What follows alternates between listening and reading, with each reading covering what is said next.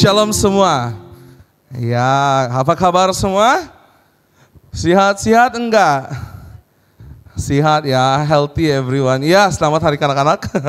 Selamat hari kanak-kanak untuk kita yang, untuk kita semua. Saya boleh katakan anak-anak ini bukan hanya untuk anak-anak juga, untuk peringatan untuk kita semua kan. Adanya anak-anak, kita ada di sini karena kita juga dulu anak-anak, kan? Kita ada di sini karena kita juga dulu tidak tahu apa-apa. Dan kita ada di sini juga karena kita tahu kita ada orang-orang tua, ibu bapak, banyaklah semua abang-abang, kakak-kakak yang mengajar kita menjadi siapa diri kita hari ini. Dan itu semua karena Tuhan Yesus yang bimbing. Tuhan Yesus yang rencanakan siapa yang kamu temukan dalam kehidupanmu sampai kamu ada di tanah semenanjung saat ini. Iya, shalom sekali lagi untuk yang belum kenal, tapi macam berturut-turut juga saya di atas liturgos, praise worship. Dan hari ini saya akan sharing firman Tuhan, ya, in conjunction of Children's Day. But then again, macam kita punya liturgos tadi cakap, maybe mungkin sedikit anak-anak kan. Tapi I tell you, I want to tell everyone, I learn a lot through children punya pengajaran. Karena dia lebih simple, jadi bila dia lebih simple, otak kita tidak kompleks. Bila otak terlampau kompleks, tatkala ya, bila otak ni minda kita terlampau kompleks, terlampau banyak yang kita pikir, jadi kita makin stray away from the actual meaning. Paham di sini kan? Bila kita terlampau pikir, apa sebenarnya maksud itu kan? Apa sebenarnya, when that happen, sometimes kita macam, lagi bingung jadinya. Jadi saya puji Tuhan sebenarnya berada dalam pelayanan kanak-kanak, because get my fact straight, orang begitu kan? Oke, iya. Saya ingin mulakan dulu sebenarnya, macam mana slide, oke kah? Kau mesti tarik dulu itu window sampai 70% in the screen baru kamu kasih enlarge. Ya, gitu. Oh ya, ada ini pula kan. I hope it works. You think it works? Oke, atas sedikit. Okay, should be okay. Yes. Okay, thank you. Alright, saya ingin mulakan di sini. Kita semuanya student, right? Bukan semua, I'm so sorry. Kita semua student dan bekerja, betul? Ya, saya percaya kita semua yang ada di tanah semenanjung inilah, especially-nya. Confirm, budak Borneo, anak-anak Borneo, bangsa-bangsa Borneo yang ada di tanah semenanjung sini. If it's not working, they are studying. If it's not studying, they are working. If it's not working or studying, they are training. Isn't it? Kan? Training itu untuk apa? Untuk preparation untuk kita bekerja. So now, saya mau tanya di sini sebab saya pasti semua orang sudah melalui. Oke, enggak apa nih ya? Oke, saya cap dari sini ya. Next. Oke. Semua orang sudah melalui membuat resume. Semua orang sudah ada resume? Yang adults. Yang adults, kamu sudah ada resume kah tidak? Ada, tentu. Student, final semester, do you have your resume already? Yeah, all good? How about your LinkedIn? Ada sudahkah LinkedIn? Apa LinkedIn? Penting tau LinkedIn. Kasih apa sedikit lah, promote sedikit. LinkedIn sangat penting. Banyak orang actually dapat pekerjaan melalui LinkedIn juga. Gitu. It's a career topic lah orang cakap. But anyway, let's not stray away. Saya percaya kita semua sudah merasakan membuat resume. Dan masa itulah paling susah. Macam mana mau minta puji? Kan? Time interview, kau pikir sudah apa yang saya mau cakap pasal diri saya? What is my strength? What is my weakness? Weakness banyak saya boleh cakap, tapi takkan sebegitu semua. Betul kan? Dalam kita punya resume. Apa yang saya buat? Apa cara saya mau cakap? What should I say? Apa yang patut saya katakan? Yang saya ini sangat atraktif. Yang company akan wish. kau ini orang, begitu kan? Boleh tahan nih orang. Take him into interview. Jadi your resume, bukankah resume adalah langkah pertama untuk mendapat interview?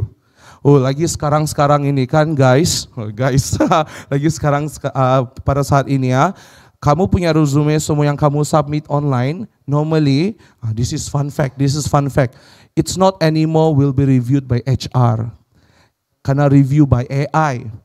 Jadi contohnya, kalau company itu mencari adalah kata-kata kunci, contohnya leadership. Contohlah, kamu type sana leadership. Kalau mostly dalam kamu punya resume banyak perkataan leadership, kamu punya resume akan kena serap masuk itu dalam list. Baru manusia yang tengok begitu. Oh, sekarang punya something for you to take into account. Nah, kan kita cari kata kunci apa? What am I going to say about myself? Apa yang saya sudah buat? Berapa tahun sudah saya bekerja? Berapa lama sudah masa saya bekerja? Siapakah saya? Saya buat apa jawatan saya? Apa yang saya lakukan supaya orang cakap, boleh tahan ini orang. Begitu kan?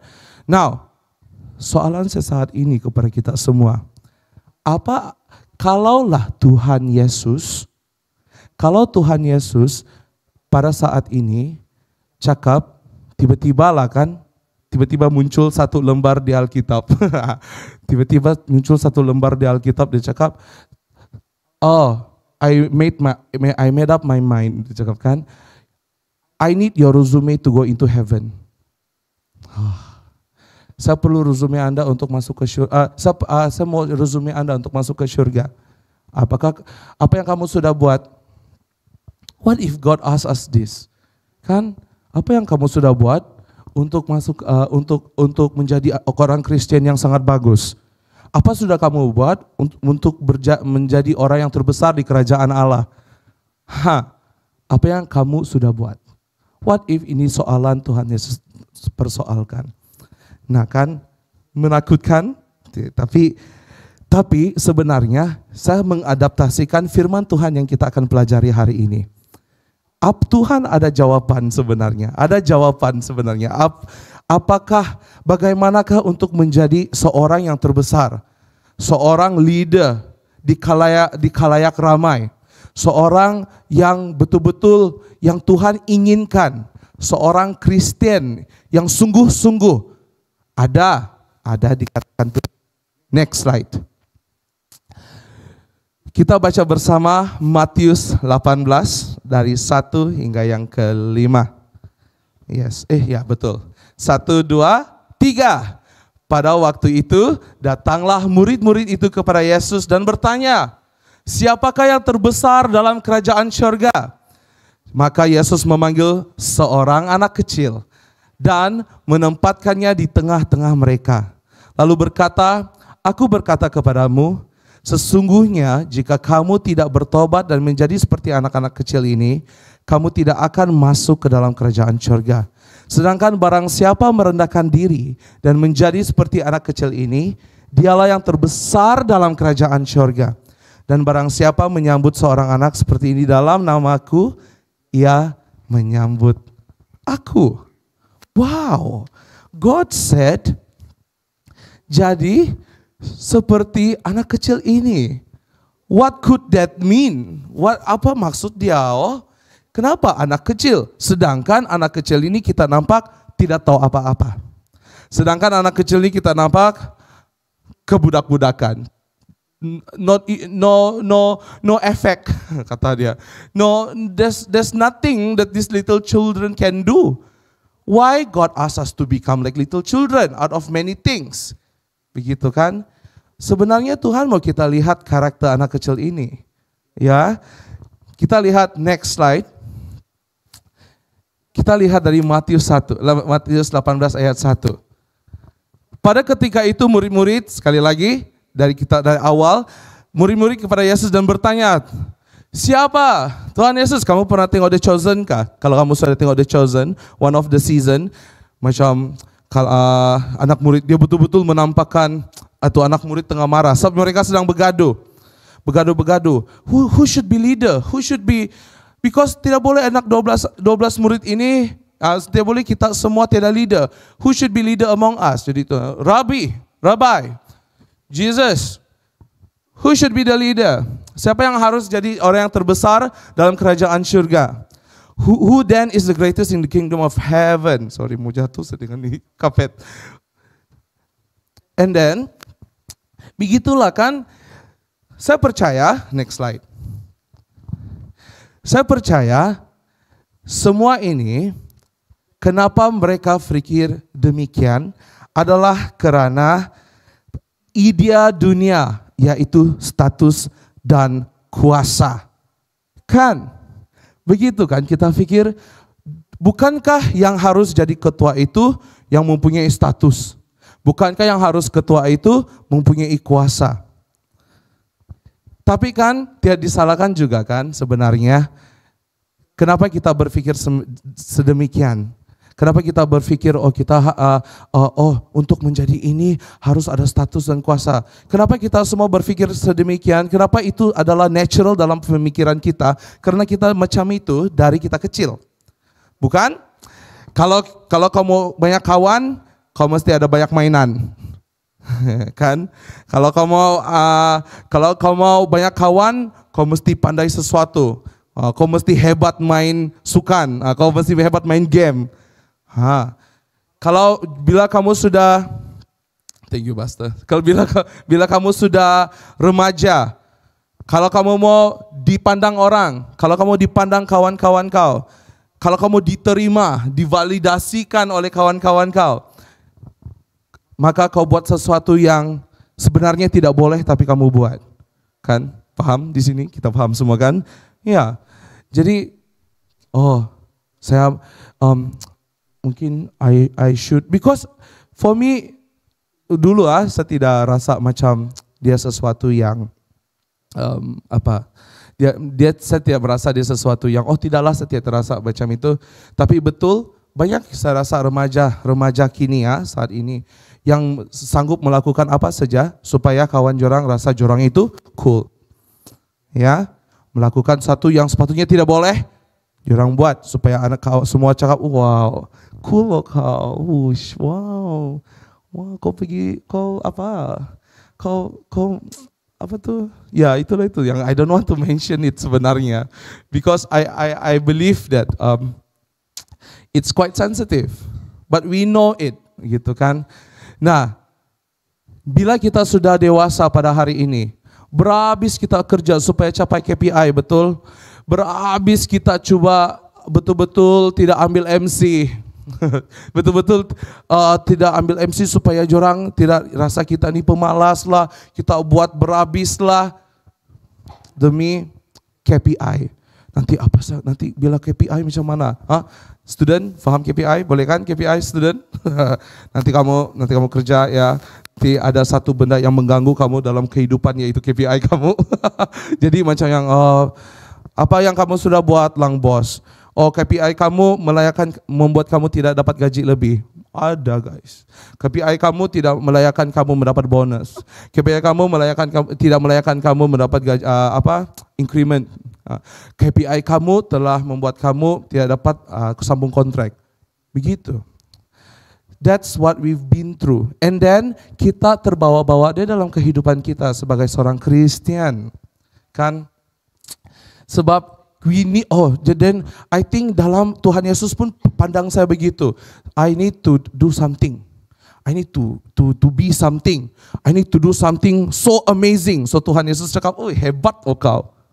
Kan? But then God doesn't feel that way. Tuhan Yesus cakap, no, that's not it. Jadi persoalan saya hari ini, boleh next slide? Dapat sudah kali gunain ya? Thank you. Persoalan saya hari ini kepada kita semua. Siapakah yang terbesar dalam kerajaan surga? Who is the greatest in the kingdom of heaven? Jadi kita lihat bersama bagaimana Tuhan Yesus menjawab persoalan ini. Oke? Sama-sama kita lihat. Mari kita tengok jawabannya. Jawaban Tuhan Yesus lah. Next one. Salib, benar. Matius 18 ayat 2 hingga 3. Ya.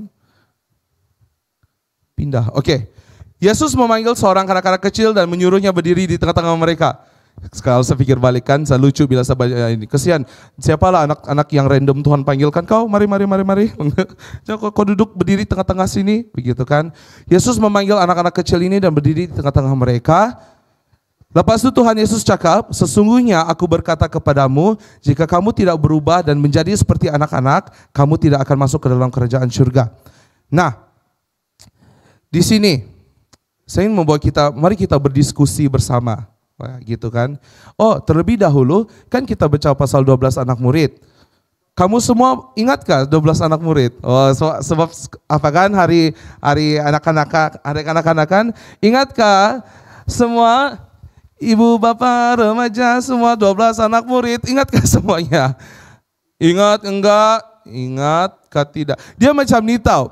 I know it doesn't make sense. Kenapa perlu menghafal 12 anak murid? Bukan penting. So it's all about my faith in Jesus, kan? Normally we will say that, isn't it, kan? But actually it's important. Penting untuk kita menghafal supaya kita lebih faham bila kita baca Alkitab sebenarnya. Kita tahu siapa buat ini, siapa buat ini. If you lost the name and then tidak tahu siapa dia, probably you don't even get how bagaimana cerita itu flow. Ya, saya merefleksikan diri saya lah, saya senang lupa nama. Jadi bila saya nampak nama baru, and then saya tidak peduli siapalah, saya baca saja, I don't get whatever I'm reading. Begitu kan? So it's important. Oke, 12 anak murid siapa? Simon Petrus, kalau itu ada di minda Anda betul. Jadi mau tanya satu-satu kan, saya jawab saja. Andreas, Yakobus, Yohanes, Filipus, adakah dalam list kamu? Bartolomeus, Matius, Thomas, Yakobus anak Alfius. Kenapa ada Yakobus anak Alfius? Sebab ada 2 orang nama Yakobus. Oke? Thaddeus, Simon, orang Zilot. Sebab kenapa Simon juga? Sebab ada Simon Petrus juga. Jadi ada satu lagi Simon. Ini belakang-belakang nih dia masuk. Yudas Iskariot yang kita sungguh kenal. Yudas Iskariot. Tapi bila Yudas Iskariot ended his life, ada orang baru. Tahukah siapa nama orang baru itu? Matias. Oke? Matias. Alright. Harap semua nama itu ada dalam list kamu ya. Oke. Good. Anyway, ya. Kita lihat di sini Tuhan Yesus cakap sesungguhnya let's read it in English. Truly I tell you, unless you change and become like little children, you will never enter the kingdom of heaven.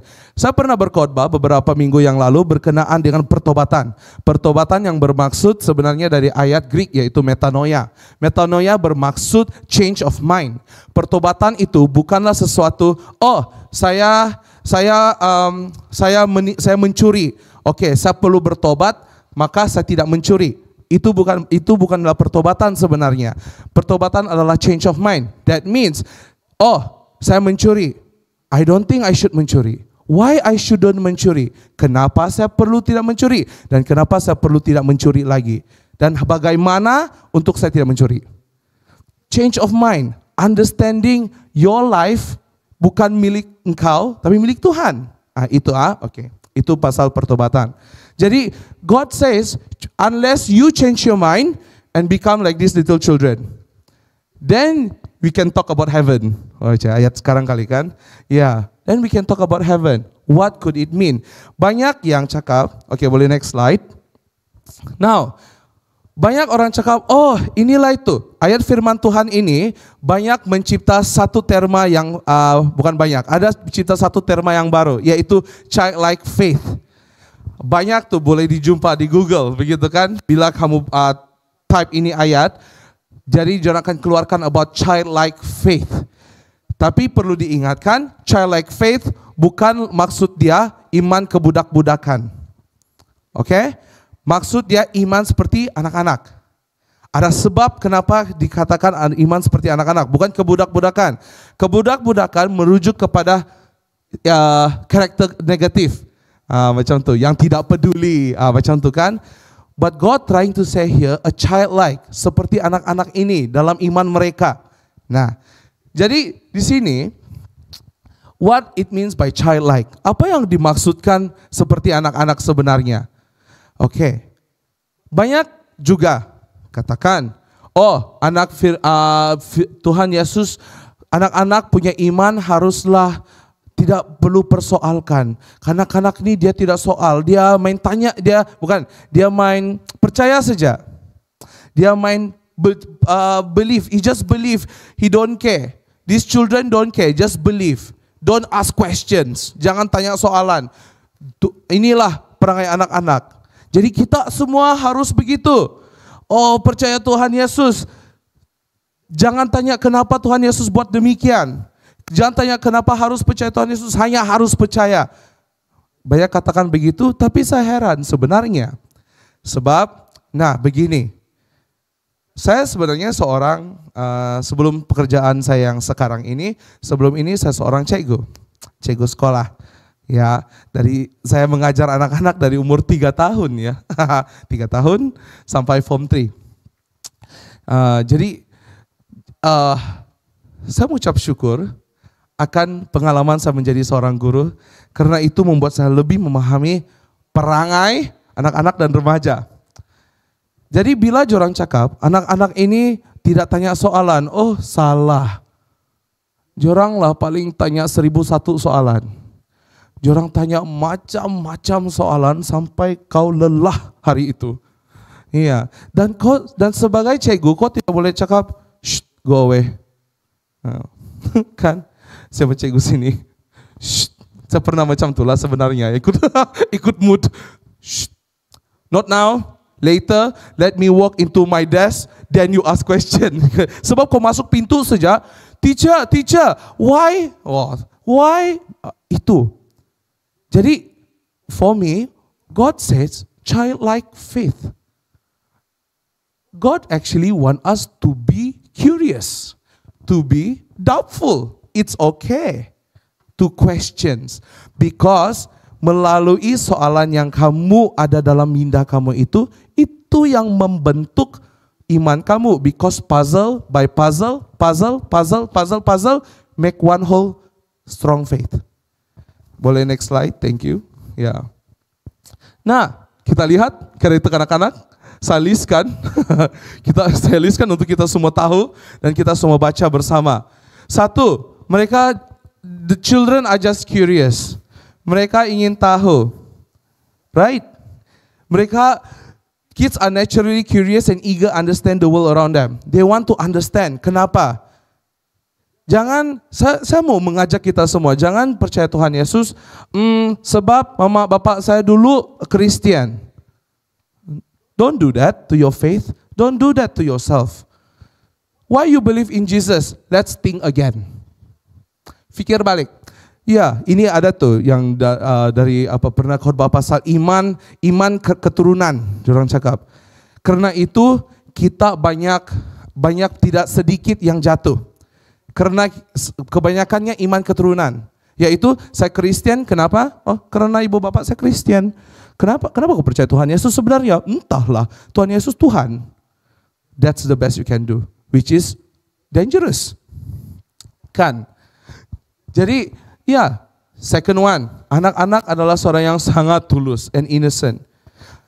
The question children ask are often driven by pure innocent curiosity, reflecting a sincere desire to understand without hidden motive. Kamu pernahkah jadi orang bila kamu dewasa kan kamu tanya soalan hanya karena kamu merasa yang kamu ini betul-betul serius? Kan? Hanya ada sebab kamu tanya soalan, soalnya kamu tahu jawaban dia. But not children. Children ask question because they don't know. Children ask question because they really want to know. Bagaimana kita semua dalam kita punya kehidupan sebagai Kristen? Kan? Do we ask God, why is my life like this today? God, why is it so hard for me to understand this? Right? Sometimes kita suka bedakan kita punya kehidupan kerja, kehidupan sekolah dengan kehidupan gereja. Yang gereja kalau berkenaan dengan faith, kalau berkenaan dengan doa ataupun apa-apalah berkenaan dengan kerohanian, itu kita cari Tuhan. Tapi bila dalam pekerjaan, dalam sekolah, oh itu Tuhan nanti. Ini saya punya kehidupan dengan sekolah dan kerja saya. Sekarang kita lakukan begitu. Kita tidak libatkan Tuhan dalam kita punya pekerjaan maupun persekolahan. Our knowledge to understand something kita terlibatkan. Iya kan? Dan sekali lagi, saya berani katakan ini karena saya pun melaluinya. Ada masa-masa that I just so confused what to do in my work and in my study. I forgot that, oh yeah, God want to be part of this also. God just wait for you to ask Him. And then He leads you the way lah, begitu. Oke? Jadi itu innocentness, keikhlasan. Anak-anak saya percaya bila mereka sudah percaya Tuhan Yesus, tahukah anak-anak, dia akan tanya kau soalan. Kalau sama saya sebagai cikgu, dia tanya soalan, bukan dia tanya soalan pelajaran saja. Masalah rumah tangga di rumah pun dia tanya. Kenapa mama saya, bapak saya selalu begaduh? Pernah? Bukan pernah. Iya, selalu. Mama saya cakap ini, yang saya lebih, mama saya cakap, saya punya kakak lebih pandai daripada saya. Kenapa?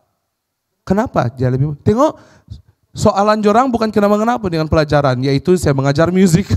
Tidak kena mengena dengan musik. Tapi mengapa soalan begitu? Kenapa kawan saya tidak mau kawan saya? Soalan seperti itu. Begitu juga kita kehidupan sebagai seorang Kristen.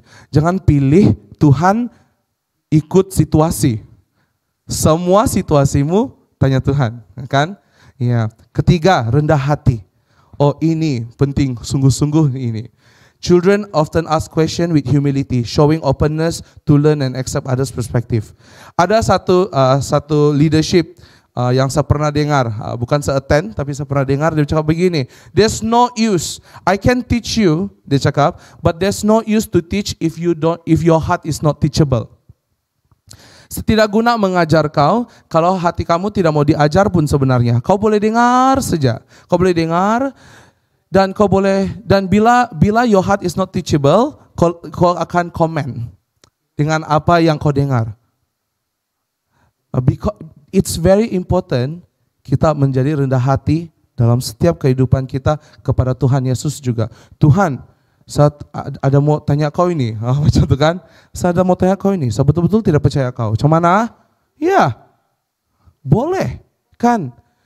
Because God wants you to really talk to Him. Let's discuss it out, my child. He knows, He wants you to share every problem that you have. He wants to know. Jadi begitu kan? Jadi saya punya next slide. Jadi persoalan dia untuk kita semua hari ini. Apakah kita seperti anak kecil ini benar-benar bergantung pada Tuhan? Are we really rely on Him? Yeah, let's ask ourselves, let's ask our heart. Are we really relying on Him fully? Ada satu cerita lagi pasal anak-anak.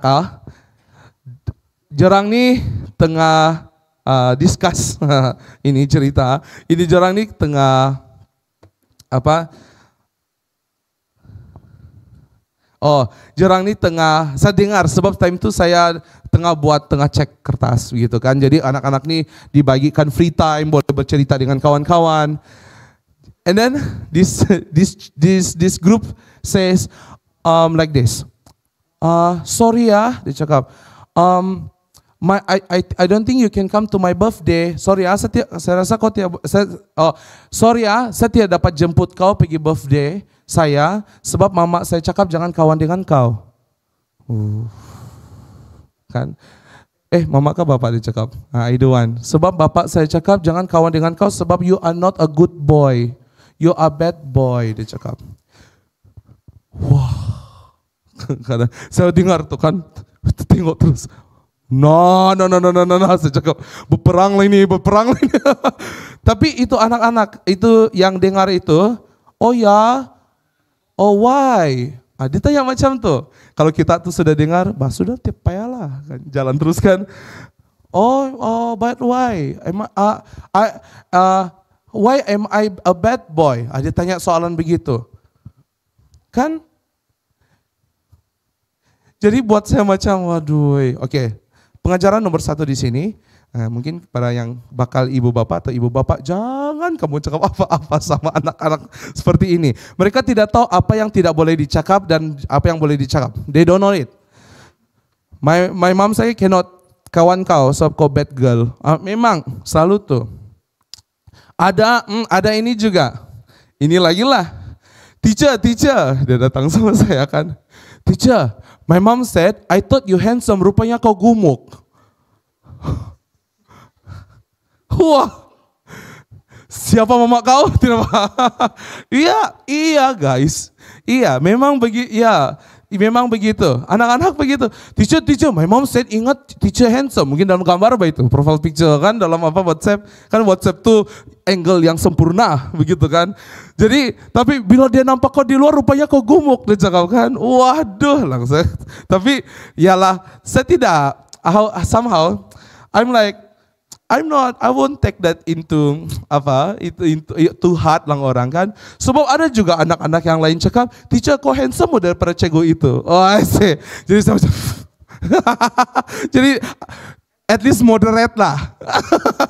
At least okay lah. I'm good with it. Yeah, that's not. Tapi itulah. I mean God tidak give me something yang macam saya sedih pasal itu, tiada. First, keikhlasan jorang itu pure. They are very pure. And then what their parents said, for them, even I think for them, saying ugly is not a bad thing. Oh, yalah, dia ugly, so what? Begitu. Dia tidak rasa ugly itu something yang hina. That's children. Jorang tidak rasa, kalau lagi orang asli kan, kalau kamu pergi melayani jorang, ini yang soalan yang jorang paling suka soal sama saya. Abang, kenapa kau gemuk? Kan? Saya suka makan. Oh, suka makan. Oke. Dia cakap dia suka makan. Oh, dia cakap dia suka makan. Macam tu dia share dengan kawan yang lain. Jadi, it's nothing yang macam, kau gemuk. Tiada. Itu semua diajar dunia itu. Yang mengejek itu. Kau gemuk. Itu kan, no, don't have. It's for them, they are bigger than us. Dia lebih besar daripada kita. Kenapa dia lebih besar daripada kita? I want to know. That's why setiap pernah terasa sepanjang melayani orang asli 101 mungkin yang tanya soalan yang sama. Yang baru-baru lagi ada kawan kami lelaki panjang rambut dia. Tidak mau mention nama, kita semua remaja tahu siapa dia. Jadi dia cakap, abang, dia cakap, kenapa rambut abang panjang? Contoh kan, kenapa rambut abang very long macam perempuan? Sebab for them, for a guy short hair, a girl long hair. Jadi dia cakap lah style. Oh, style. Dia bukan mengejek, dia just mau tanya. That is very kids. Yeah, that is children. And God want us to be that way to us because you are innocent, because kau tulus mau tanya kenapa. Next slide. Ya, persoalan 2 tuh. Ya. Apakah kita benar-benar setia kepada Tuhan atau masih berkompromi dengan dunia? Nah, ini karena cerita yang tadi itu, sorry, saya tidak dapat bawa kau pergi birthday sebab mama saya cakap, you are not a good boy, so I cannot bring you. Tapi dalam kehidupan kita sebagai Kristen kan yang membaca firman Tuhan Yesus, apakah kita baca cakap, jangan mencuri. Tapi bila sudah ada sesuatu dalam hidup kita, yang membuat kita rasa kita perlu mencuri, tidak apalah, kadang-kadang mencuri boleh nih. Kan? Are we like the little children? Little children say, if my mom say no, I cannot do it. Adakah kita semua macam tu? If my God say no, I cannot do it. Because my God say no mah. Gitu kan? Are we like that or are we still kompromi dengan dosa? Situational sin, orang cakap. Situational sin maksud dia dosa bersituasi. Mungkin saya boleh menipu demi selamatkan kawan saya. Kan? Bunyi macam baik. Tapi God sudah cakap, jangan menipu. Begitu kan? So, that's why we call it situational sin lah. Dosa yang bersituasi. Iya, berkompromi. Boleh nih berdosa demi kawan saya. Boleh nih. Kan? But God says no. Yeah. If God says no, it's a no. Okay, now. Dan ayat seterusnya, yaitu Matius 18, next slide. Matius 18, ayat yang keempat. Siapakah yang merendahkan diri seperti anak-anak ini, dialah yang terbesar dalam kerajaan surga. Yes, ini adalah satu ayat yang Tuhan khususkan satu ayat ini untuk ingatkan kita. Wahai semua jemaat, dikatakan, rendahkanlah dirimu. Begitulah untuk berada dalam kerajaan surga. Anak-anak, dia tidak pernah nampak status atau kuasa. Dia tidak tahu. Karena itu Tuhan mungkin juga suruh anak-anak jadi seperti pikiran anak-anak ini. Bila kita mau menolong, anak-anak tidak pernah tolong bila dia itu, oh sebab dia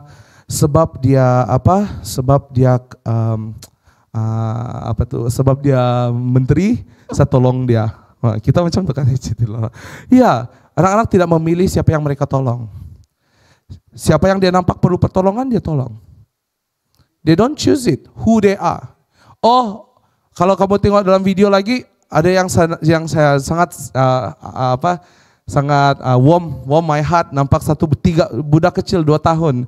And then ada budak kecil juga around 2 years old. Satu white, satu black. And then they will run to each other and they hug each other. This is the age that they don't know what skin color meant.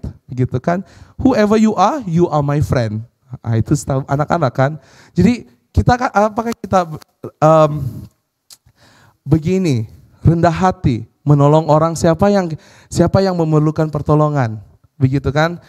Saya ada sedikit very impressed dengan baru-baru dalam in my work ada satu meeting dengan students. Ini student dia bentangkan, ini adalah EJK, dia cakap, ini EJK tertinggi kami, dia cakap kan. Jadi itu dokter, satu dokter ini dia cakap stop, dia cakap masa pembentangan itu. Sebab orang tengah membentangkan EJK itu siapa, yang tertinggi siapa, begitu kan. Stop, I want you to remove tertinggi. I don't like it. Kenapa ada tertinggi? Dia cakap, are you supposed to respect yang tinggi, lesser than you respect others? Iya kan, saya pun sebagai yang duduk sana, iya betul juga dia cakap. EJK saja, tidak perlu cakap tertinggi, dia cakap kan. Oh, iya sebab dalam penjawatan dia cakap kan, it's just semua orang sama dalam kasta yang sama, cuma berlainan scope job, cuma berlainan tanggung jawab, itu saja. Jadi kalau kamu tanya sekarang, jadi nanti kalau dia tidak tertinggi, tidak orang hormat. Tapi itu saya pikirkan, bukankah Tuhan Yesus suruh kita hormat siapapun saja? Kenapa kita perlu memilih siapa yang kita perlu hormat? Kan, kalau pikir betul-betul. Ya, ini satu yang buat saya, iya benar. Karena semua itu contohnya dia EJK. EJK cuma menentukan apa tanggung jawab kau. Begitu dia cakap. But you should respect them because they are doing the job. But you shouldn't respect, kau tidak patut hormat kurang orang yang ada orang lain juga. Semuanya kau harus hormat karena kita manusia. Because God ask us to love each other. God didn't say, oh love ini saja, kamu love ini saja, okay? Kamu love ini, yang ini saja kamu love. Indah kan? Ya, something that is sangat bagi saya macam, something yang saya belajar baru-baru juga, buat saya betul, oh ini punya principle. I don't know if everyone can accept this, tapi I want to stick to this principle because I believe everyone should be loved. And everyone should be respected. Oh ya? Oh ya, boleh next slide, sorry. Iya.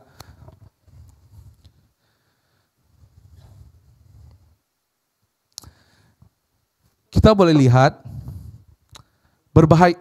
ayat di sini juga mengatakan Tuhan Yesus tidak cakap hanya anak-anak sebenarnya. Oh, anak-anak yang menerima kerajaan surga. Dalam masa yang sama Tuhan Yesus cakap ini dalam Matius 5 ayat 3. Blessed are those poor in spirit, for theirs is the kingdom of heaven.